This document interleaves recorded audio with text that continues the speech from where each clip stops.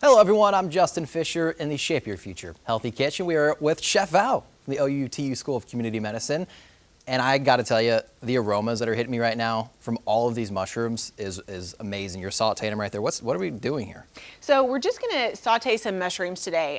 One of the things that I get asked a lot about is how do I properly saute mushrooms? Because a lot of times people will put mushrooms in a pan, they start to saute them, and all of the water starts coming out of the mushrooms. They start weeping all the liquid, and soon they're simmering and boiling mushrooms. I do it all the time. Okay, right, so the way we're put it in a ton of gonna butter. not do that is we are going to put a little bit of olive oil in the pan, and you can see that we have some nice thinly sliced mushrooms. And you can grab these from grocery store, right? Already These pre-sliced? all, you can get them pre-sliced, but you know, they're going to stay fresher longer if you get them whole. Okay.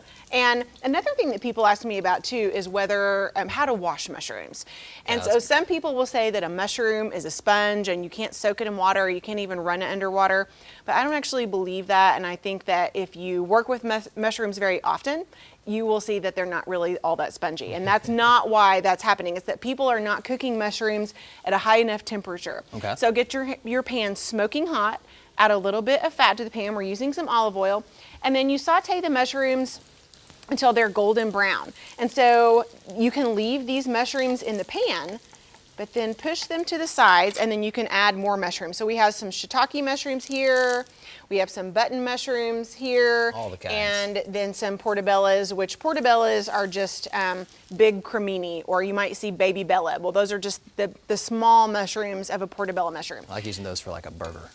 So you want to make sure and let these cook all the way through, and then you add your mushrooms in addition. So a handful of mushrooms, saute those, push the mushrooms to the side. And so you do that until you have all your mushrooms cooked. And that way, the pan is very hot and it seals in the moisture, it keeps it from weeping into the pan and boiling them. And just to reiterate this, you're not using any kind of butter or anything like that. It's Nope. olive oil to get these sauteed the way they are. Right. And so they're delicious. I think that's a hit or miss. Some people either love them or they don't love them. But what is so healthy about them? Because I don't even think I know.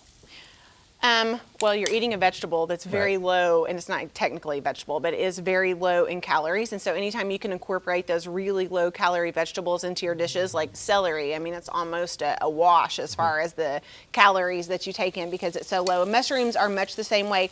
They also can be high in vitamin D, which is a hard nutrient to get in your diet because usually you get it from things that are already fortified, or you get it from sunlight, and then your body makes it.